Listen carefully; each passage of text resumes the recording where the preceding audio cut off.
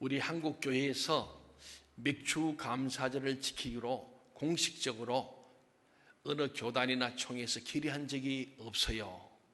제가 이번에 이 맥주감사절을 준비하면서 한국 교회사 또 맥주 감사 역사를 쭉 보고 전 세계적인 부분을 좀 이렇게 찾아보니까 1년에 보리 추수를 포함해서 두 번의 감사 절기를 지킨 나라가 없어요. 딱 두 나라만 있습니다. 첫째는 이스라엘은 여기에 나온 출애굽기 23장처럼 밭에서 나온 추수한 것을 하나님께 드리도록 되어 있는 맥주감사절을 그는 7대 절기로 꼭 지킵니다. 이 맥주감사절은 구약적으로 볼 때는 출애굽한 지 50일 될 때에 모세가 시내산에서 십계명을 받게 되고 성령을 받는 그런 구약적인 참 아주 의미 있는 오순절의 역사였고요. 신약적으로는 예수님이 부활하시고 50일 만에 오순절 다락방 마가의 다락방에 성령이 임한 성령 강림절과 같은 거예요. 그래서 다른 말로 칠칠절이라는 말을 쓰고 있는데 이 맥주 감사주를 이미 서구 나라들 기독교 문명이 있는 유럽과 영국, 미국도 맥주 감사는 없어요. 저는 당연히 지켜줘야 돼 보니까 없어요. 전 세계에서 이스라엘과 우리나라만 지킨다는 사실이 저는 놀랍지 않을 수 없었습니다. 맥주 감사절이 한국교회의 이 전통이 된 것은 과거에 혹독한 가난을 겪은 우리 신앙의 선배들에게 이 보리 추수의 기쁨이 너무도 컸기 때문에 이 맥주 감사절이 성경적으로 우리 한국교회 전통이 되었다는 겁니다. 비교적 먹을 것이 많은 여름이 아니라 오직 쌀을 주식으로 삼아 긴 겨울을 보낸 한국인들은 이 초여름에 보리를 추수할 때까지 가장 배고픈 시절 보내야 했습니다. 이때가 바로 춘공기라고 불리는 보릿고개입니다. 요즘은 보릿고개란 말이 실감나지 않지만은 일제강점기와 이 해방 이후에 연례 행사처럼 찾아오는 보릿고개 때문에 우리 민족은 많은 큰 어려움을 겪었습니다. 우리의 할아버지, 우리의 어머니, 아버지들은 이 보릿고개를 경험했고 지금 60 넘은 사람은 50년대생들은 보릿고개를 경험하고 알고 저도 50년대에 태어났기 때문에 보릿고개를 어렴풋하게 기억이 되는 거예요. 제가 말씀을 준비하면서 생각해 보니까 제 어릴 때에 정말 우리 동네에 거지도 많고 굶어 죽어가는 사람도 있고 정말 이 때거리가 없어서 아침에 가족들이 밥은 했는데 쌀이고 이거 곡식이 없어서 저희 집에 저희 부엌으로 제 어머님을 찾아오는 이웃 아주머니를 제가 여러 번 경험했습니다. 그런 바가지에다가 이렇게 곡식을 퍼주면은 가는 거예요. 그래도 또 어떤 분들은 그냥 여기 미안하니까 산에서 칡을 캐가지고 칡떡을 만드는 거 그런 것을 갖고 오는 거예요. 갖고 와서 그거 좀 드시고 하는데 그 얘기는 뭐냐면은 이거 먹고 우리는 밥을 먹을 수 있도록 곡식을 달라는 거예요. 그래서 무은해. 그래서 곡간에 인심 난다고 그렇게 했던 기억이 납니다. 그래 정말 보면은 봄 되면은 막 산에 가서 초건목표라 그러잖아요. 풀 뜯어 먹고, 껍질 벗겨 먹고, 이랬던, 제가 가만히 생각하니까, 그래서 송이 가루 가지고 또 만든 게 요새는 다 별미지만은 그렇게 했던 기억이 선합니다. 그렇죠. 그래서요, 오죽하면요, 축복령, 대관령보다 더 높은 보릿고개라 그랬어요. 호랑이 사자보다 더 무서운 보릿고개라고 그렇게 말할 정도로 참 힘든 세월을 50년, 60년대에 보냈다는 겁니다. 당시 일제 치하에 있던 우리 믿음의 선배들은 일본군이 조선을 자신들의 식량 조달 창고 정도로 생각하기 때문에 특히 쌀 농사를 짓고 나면 모두 일본군이 빼앗아가 버리고 그도 다음 쌀을 생산하라고 그도 죽지는 않을 정도로 만주에서 갖고 온 좁쌀을 나눠줘서 겨우 연명했는데 그것도 19만 원. 옛날에는 또 식구 많잖아요. 옛날에는 전기불도 안 들어오고 다 이렇게 호롱불도 기름이 들어가고 어렵고 초도 돈이 드니까 막 해지면 자는 거예요. 그래서 밤이 길다 보니까 애가 많이 생겼다는 거 아닙니까? 뭐 그렇지 않겠습니까? 그래서 기찻길역 오막살이에도 애가 많이 나왔다는 겁니다. 근데 뭐 그래서 아이들은 많고 때거리는 없고 그래서 참 이 굶주림이 제일 인간에게는 비극이라 그럽니다. 먹지 못해 굶어 죽는 것만. 지금도 전 세계에 하루에도 굶어 죽는 사람이 수천 명에 달한다고 그래서 우리 월드비전이나 우리 또한 여러 우리 기아대책기구 같은 데서는 우리 한국이 지금 전 세계로 그래도 보내주려고, 저희도 미얀마에도 지금 어렵다, 네팔도 어렵다, 지금 이 동남아 쪽에 지금 절대적 빈곤 때문에 먹을 것이 없으므로, 그래서 선교를 좀 보내달라고 많은 지금 와요. 참 우리나라가 불과 6, 70년 전에 이러한 우리가 가장 세계에서 가난한 나라였습니다. 정말 긴긴 겨울밤을 굶주림에 허덕이면서 보리가 자라기만 기다리며 지낸 거예요. 이때 풀뿌리, 솔잎, 소나무 껍질을 먹었고 쌀아기를 산채나 나물에 묽은 죽에 띄워 먹었습니다. 수많은 사람이 보릿고개를 넘기지 못하고 굶어 죽었습니다. 해방이 됐지만은 또 6.25 동란을 거치면서 잿더미가 되어버리니까 보릿고개는 계속해서 1960년대 중반까지 계속되었습니다. 마침내 보리가 이거 추수했을 때 살아남은 성도들은 제일 먼저 보리가마를 들고 하나님께 나와 눈물로 감사의 예배를 드릴 수밖에 없었어요. 그러니까 성도들이 먹을 것이 없으니까, 성미도 나오지 않으니까 목사님도 같이 굶었던 거죠. 그런데 보릿고개를 타고 지나서 보리 추수해가지고 이 보릿가마를 들고 온 성도들과 함께 얼싸안고 울면서 너무너무 고마워서 허기진 배를 채우려고 밥을 해서 먹으면서 축제를 벌린 것이 우리나라의 맥주 감사 주일로 전통을 세우게 되었다는 것입니다. 신학적 근거도 약하고 역사적 전례도 없는 맥주 감사절이 한국교회에 토착화된 것은 바로 이런 시대적 배경 때문이었습니다. 세상에서 가장 가난했던 우리나라, 그 뼈아픈 가난의 상징이었던 이 보릿고개를 넘기고 눈물로 감사예배를 드렸던 우리 신앙의 선배들이 한마음으로 만든 한국교회의 아름다운 전통 맥주 감사절, 이 성경적 절기입니다. 이것을 이제 우리가 지키고 계승해야 마땅하지 않겠습니까? 절기라는 것은 과거에 하나님의 놀라운 은혜를 기억하고 기념하는 것이 절기의 목적이거든요. 그렇습니다. 참 저는 어릴 때 그 시골 자라보면서요, 가을이 되어서 추수하고 난데 그걸 논구랑 밭구랑을 만들어가지고 그게 보리씨를 뿌리는 거예요.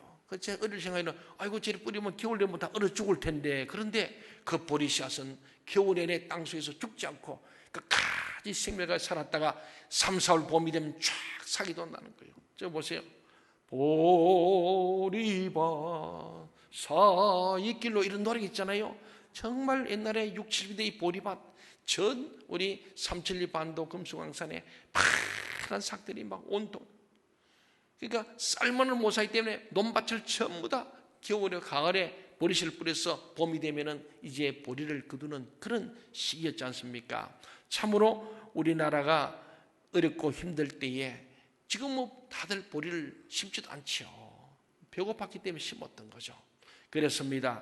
그래서 오늘 우리 맥주 감사를 만난 우리는 참 특별한 의미가 있고, 제가 보니까 이 성경적으로든지 여러 가지 볼 때 이 맥주 감사절 지금 우리가 뭐 보리도 심지 않고 이런데 이 의미가 어떤가 찾아보니까 이런 깊은 의미가 있고 참 우리에선 아름다운 전통이고, 어디에 보면은 이스라엘 다음으로 우리나라가 맥주 감사를 지키는 참 유일한 나라로서 축복의 통로로 여기까지 온 줄로 저는 믿습니다. 새벽기도 하는 나라, 맥주 감사를 지키는 나라, 전식하지 않는 걸 우리 민족이 하는 참 특별한 하나님의 은혜인 줄로 믿습니다. 오늘 우리는 맥주 감사를 맞으면서 지난 6개월 즉 한 해의 상반기 동안 하나님께서 지켜주시고 돌보시며 은혜 베푸심을 헤아리고, 또한 남은 하반기 역시도 하나님의 도우심과 은혜를 구하여야 합니다. 오늘 이 본문의 시편 42편을 기록한 시인은 분명 어렵고 곤고한 형편에 처해 있음을 우리 본문을 통해서 감지할 수 있습니다. 그러나 시인은 자신이 처한 삶의 형편으로 말미암아서 신앙을 포기하거나 불평, 원망을 일삼은 어리석은 일을 자행하지 않았습니다. 도리어 이 시인은 그 같은 형편 속에서도 찬송할 것을 다짐하고 과거 하나님으로 받았던 자비와 긍휼을 헤아리면서 감사를 향해 나아가고 있는 것을 봅니다. 사랑하는 성도 여러분, 사람들은 대부분 많은 문제를 가지고 안고 몸부림치고 살고 있습니다. 어떤 이들은 건강의 문제를 가지고, 또 어떤 이들은 직장과 일터의 문제로, 또 경제적인 문제로, 생계의 문제로 어려움을 겪습니다. 그리고 가족의 문제와 어떤 수많은 문제를 가지고 발부둥치며 사는 게 우리 인생이에요. 거기다가 지난 6개월은 코로나로 말미암아서 정말 마음껏 숨쉬고 마음껏 활동하지 못하고 직장을 잃어버리고 또 월급을 감봉을 당하는 사람들, 또 정말 가게 문을 닫아야 되는 어려운 사람들이 얼마나 많습니까? 사랑하는 여러분, 사람들은 이런 여러 가지 문제들이 다 있습니다. 우리가 위로받아야 해서 나만 그런 게 아니고 우리나라만 그런 게 아니고 전 세계가 고통 중에 있음을 기억하면서 또 위로받으시고, 오늘 말씀을 통하여 우리가 하나님을 오늘 제목처럼 정말 너는 하나님께 소망을 두라는 이 말씀을 가지고 하나님께 소망을 두고 이 위기를 잘 이겨낼 수 있기를 바랍니다. 저는 이렇게 많은 문제를 가지고 힘들어하는 우리 성도들에게 오늘이 맥주 감사절하여 감사라고 하는 것은 너무 지나친 요구가 아닌가 하는 생각도 해보았습니다. 그러나 여러분, 하나님은 우리가 그런 환경 속에서도 감사할 수 있기를 바라고 계십니다.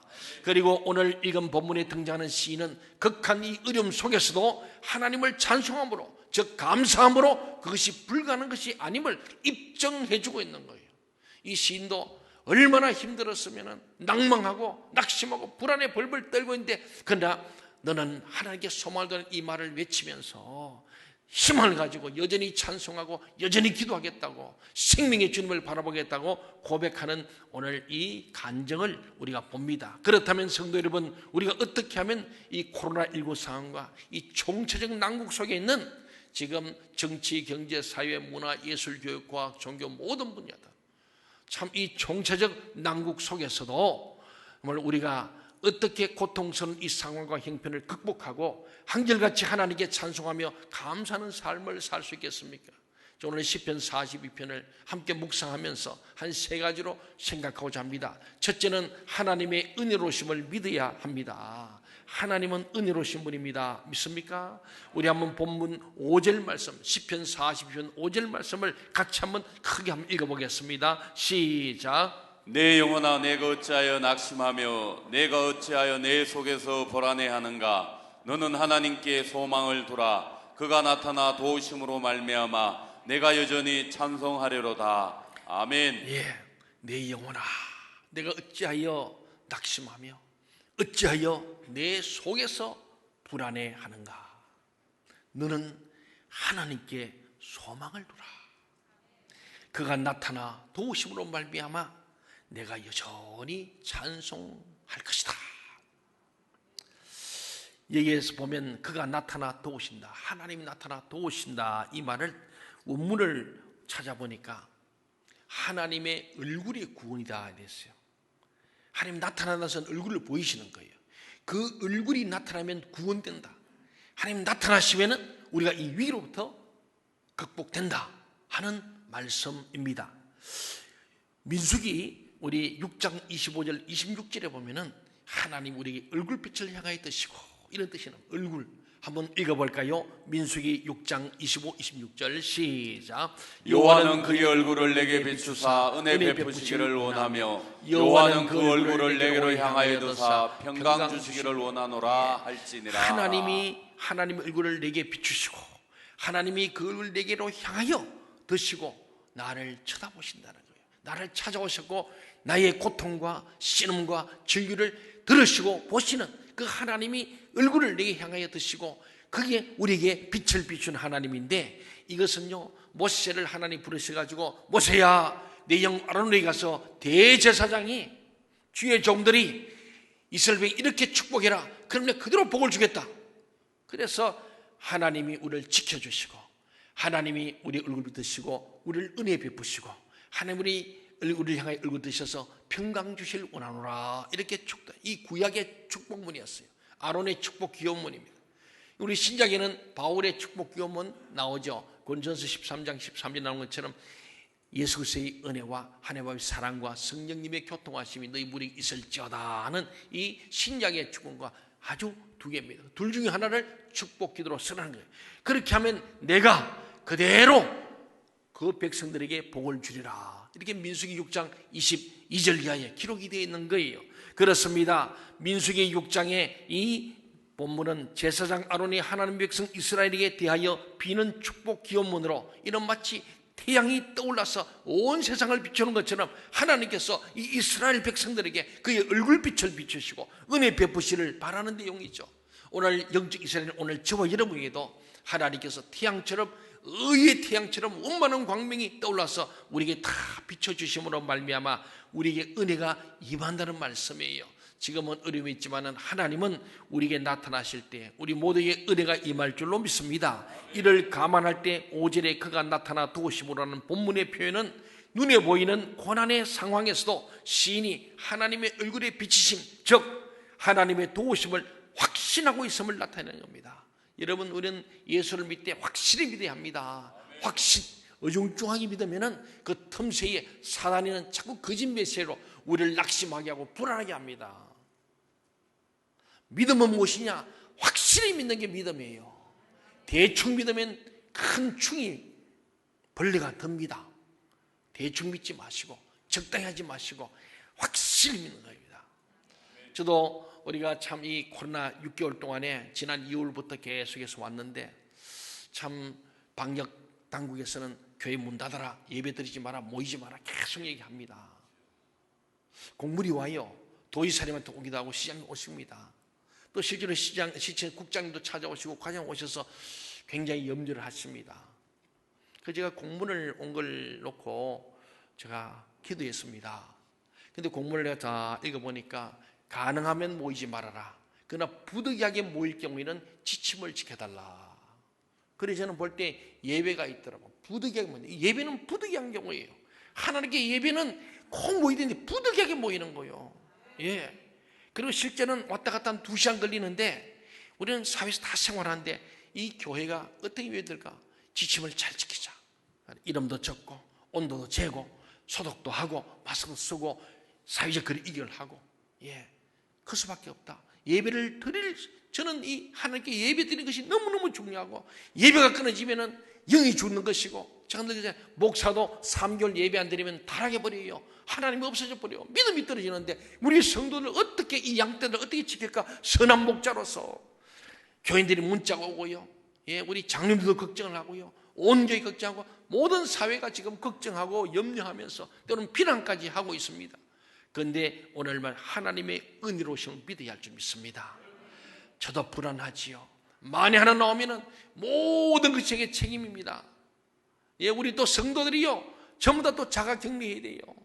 1000명이 넘는 교회들이 얼마나 많은 생업에 지장을 두고 직장에 어려움을 두고 그 원성을 어떻게 감당하겠습니까? 정말 두렵고 떨리는 거예요. 그럼에도 불구하고 하나님의 은혜로우심을 믿고 예배하는 것이야말로 이 땅에 누가, 성경은 역대하 7장에 말하잖아요. 스스로 겸비하여 죄를 회개하면 내가 이 땅을 고칠지라. 예. 너희가 화와 재앙이 올 때에 하나님께 회개하라. 그러면 내가 그 재앙을 물리치겠다. 성경은 끊임없이 얘기하시거든요. 다윗도 아라우나의 타작마당에 올라가서 제단을 쌓고 회개할 때에 하나님 그게 모든 전염이 떠나가 버렸습니다. 성경에 수십 군데 그 말씀이 나오는데 우리 교회마저 문을 닫아버리고 교회마저 하나님의 예배가 중단된다면 이 땅에 희망이 없는 거예요. 방역 아무리 해도 한계가 있는 거예요. 전 세계가 어렵잖아요. 그런데 이것을 물리치는 것은 하나님만이 은혜를 베푸셔야 할 줄 믿습니다.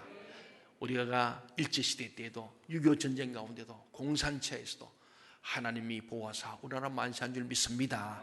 오늘 우리가 고난 중에 처하며 곤고한 형편이 있을지라도 기뻐하고 감사할 수 있는 근거는 바로 여기 있습니다. 즉 나를 지켜보시고 나에게 힘이 되시는 하나님, 내가 실패하여도 나를 버리지 않으시는 하나님, 내가 수치스러운 형편에 처해 있어도 나를 외면치 않으시는 하나님, 바로 그 하나님이 계시기에 우리 성도는 찬송할 수 있고 고난 중에도 감사할 수 있는 줄로 믿습니다. 은혜로우신 하나님을 믿으시기 바랍니다. 그래 지난 6개월 은혜 가운데 왔어요. 나는 후반기에도 하나님께 은혜를 구할 겁니다. 하나님, 우리가 예배하는 이곳에 결단코 전염병이 근접하지 못하게 하시고 화재앙이 가까이 오지도 못하도록 라마노시 되게 하여 주옵소서. 우리 성도들이 잠시 왔다 가지만은 밖에서 감염되어서 이곳에 예배드리는 순간에 하나님 깨끗하게 주의 보혈로 닦아주시고 주의 성수로 씻어주시고 성의불로 태워주셔서 건강 회복되게 해주십시오. 저는 생마다 그렇게 기도하고 있습니다. 그렇게 될 줄로 믿습니다. 그렇습니다. 두 번째로 오늘 이 시는요, 현재의 역경을 바르게 이해한다는 거예요. 이 지금 고난, 역경, 이것을 바르게 이해하라는 겁니다. 그저 고난을 보지 말라는 거예요. 7절 말씀을 같이 한번 읽어볼까요? 7절 시작. 주의 폭포 소리에 깊은 바다가 서로 부르며 주의 모든 파도와 물결이 나를 휩쓸었나이다. 예, 소위 쓰나미가 덮치는 무서운 고난을 형상한 말이죠. 이렇게 모든 고난과 막 파도가 막 덮치듯이 물결이 막 덮치는, 질병으로 막 전국을, 전 세계를 덮어버리는 이런 쓰나미 현상 같은 휩쓸어붙습니다. 이런 표현에서 볼 수 있는 것처럼 본문에는 정말 폭포, 깊은 바다, 파도, 물결이라는 단어가 나오죠. 이것은 험한 물과 관련된 표현들은 모두 시인을 고통스럽게 하고 힘겹게 하는 고난을 상징하고 형상화한 말입니다. 그 모든 고난을 초래하는 형상들이 다 주의 것이라는 사실을 고백하고 있습니다. 주의 폭포 소리, 주의 모든 파도입니다. 이 파도와 쓰나미와 고난과 전염병도 하나님이 주관하는 것을 믿으시기 바랍니다. 그럼 하나님 왜 우리에게 전염을 주셨느냐? 병 주고 약 주는 게 아니냐? 이런 물을 수도 있어요. 그래서 오늘 본문 4절에 보니까, 본문 앞에 보니까 있잖아요. 40편 4절에서 너희 하나님이 어디 있느냐? 사람들이 막 조롱하는 거예요. 사랑하는 여러분, 그러나 이 질병이든 전염병이든 고난이든 재앙이든 인간의 생사화복을 주관하시는 분이 하나님을 믿습니다. 그 하나님 우리 복을 주시다고 화를 주시는데, 그러므로 화를 물리치는 것도 하나님의 손에 있습니다. 재앙이 그치는 것도 하나님께 있는 거예요. 우리는 백신을 얘기합니다만은 결국은 그 백신이 뭐냐? 하나님 백신이죠. 저는 성령의 백신을 믿습니다. 우선 믿음이 면역체 항체가 될 것이고, 우리에게 성령이 임하시면 어떠한 재앙도 질병도 우리를 근접하지 못할 것이고, 설설이 침몰해도 이겨낼 줄로 믿습니다. 이게 지금 이 고백이에요. 이 현재의 역경을 바르게 이해하라. 이 고난도 하나님이 주신 것이므로 하나님께서 거두시는 것을 믿으시기 바랍니다. 성도 여러분, 우리에게 주어지는 고난이나 시련, 연약함도 이와 같습니다. 그 모든 것이 다 하나님의 은혜로 말미암는 것이다. 고난이 변하여 축복이 될 줄 믿습니다. 현재의 고난은 장차올 영광과 비교할 수 없다 그럽니다. 우리의 고난은 잠깐이고 하나님 노여움은 잠깐이나 우리에게 은혜는 영원하다고 말씀하지 않습니까? 여기 희망이 있는 거죠. 너는 하나님께 소망을 둬라. 하나님만이 이 재앙을 통하여 우리들 하여금 회개케 하시고, 이 재앙을 통하여 인간의 나약함을 알게 하시고, 우리가 죄인이고 연약함을 알게 하는 거예요. 전 세계 최강국이고 저는 미국도 대책이 없는 거지 않습니까? 이 얘기는 하나님 하시는 사람이 막을 수 없습니다. 그러나 하나님이 닫으시면 열 자도 없습니다. 하나님이 열면은 닫을 자가 없고 닫으면 열 자가 없는 것처럼 얘기는 하나님. 근데 우리가 교회 문을 닫고 하나님 앞에 기도할 기도를 끊치고 예배를 중단한다면 이것이야말로 더 큰 재앙임을 우리가 깨달아야 할 줄 믿습니다. 그렇습니다. 바로 이것을 깨닫고 분별하는 순간에 우리는 패배와 절망과 낙심의 자리에서 찬양과 감사와 소망의 자로 나아가게 될 줄 믿습니다. 저도 이번 코로나 기간 동안 많이 참 엎드려 기도합니다. 또 생각하고요. 하나님께 묻습니다. 그런데 이 현재의 역경을 바르게 잘 이해하니까 하나님 우리를 사랑하심으로 우리가 더 이상 멸망과 영원한 타로 가지 않도록 하나님께서 잠시 빨간 신호등을 하신 줄로 믿습니다. 다 멈춰서게 하시고, 우리가 바쁘다 막 그렇게 뛰던 사람들이 코로나 때문에 다 중단되지 않습니까? 하나님 스톱하면 스톱해야 합니다. 멈춤을 통해서 하나님을 생각하라고, 더 이상 악의 길로 멸망의 길로 큰 것을 향해 가는 바벨론 속으로 가지 말고, 큰 음료와 야하지 말고 거룩함을 회복하라는 하나님의 빨간 신호등, 멈춤 신호인 줄 알고, 이것이야말로 은혜 중에 은혜죠. 우리가요 혹 질병이 들 때, 그때에 하나님 앞에 참 죽음의 앞장에 왔을 때 하나님 살려주세요, 그게 은혜인 줄로 믿습니다. 우리가 건강하고 잘되고 막 되면 교만해져. 우리나라가 잘되어 왔잖아요. 하나님의 은혜로 말미암아 지난 70년 동안에 세계에서 가장 가난한 나라가 10대 강국이 됐다는 것은 기적입니다. 그러다 보니까 우리도 모르게 교만해지고, 교회마저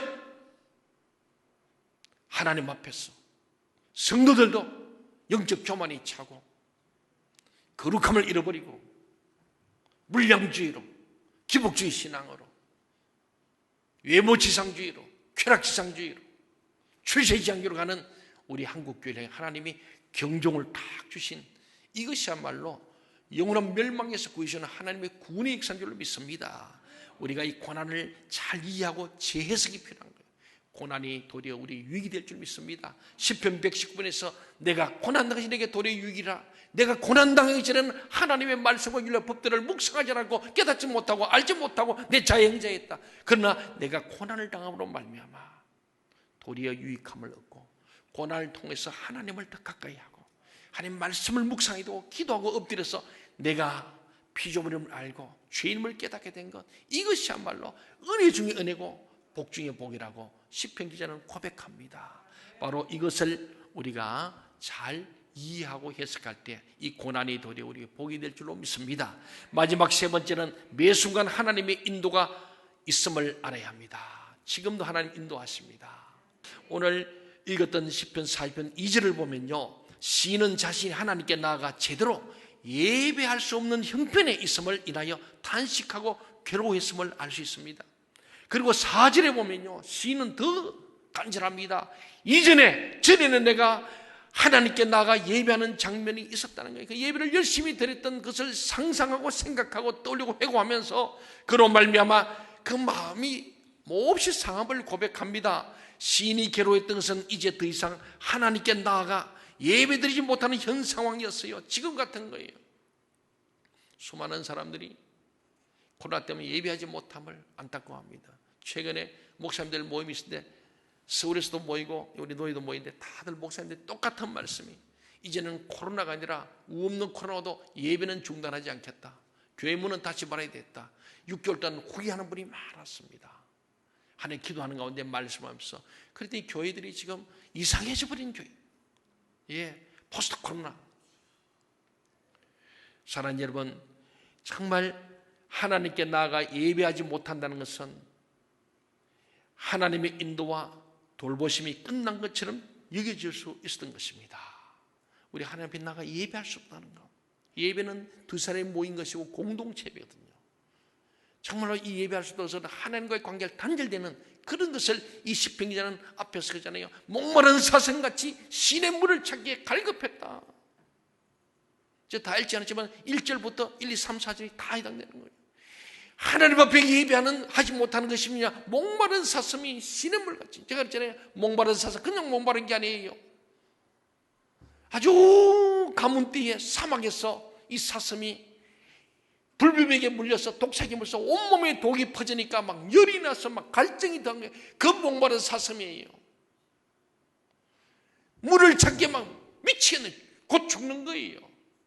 그런 심정이 하나님을 경외하는 성도가 예배하지 못할 때 목마른 사슴같이 온몸에 독이 퍼졌는데 빨리 물을 마시는데 마실 수 없어서 갈급한 마음이 우리에게 있어야 하는데, 오늘 시편 기자가 그렇게 말씀하는 거예요. 사랑하는 여러분, 8절을 보면요, 시는요, 낮에는 여호와께서 그의 인자심을 베푸시고 밤에는 그의 찬송이 내게 있어 생명이 하나님께 기도하리로다 고백합니다. 참 얼마나 놀랍습니까? 5절에서는 정말로 하나님의 나타나 도우심을 말하며 내가 여전히 찬송하리로다, 내가 생명이 하나님께 기도하리로다. 찬송하며 기도하고 말씀을 듣는 것이 예배 아닙니까?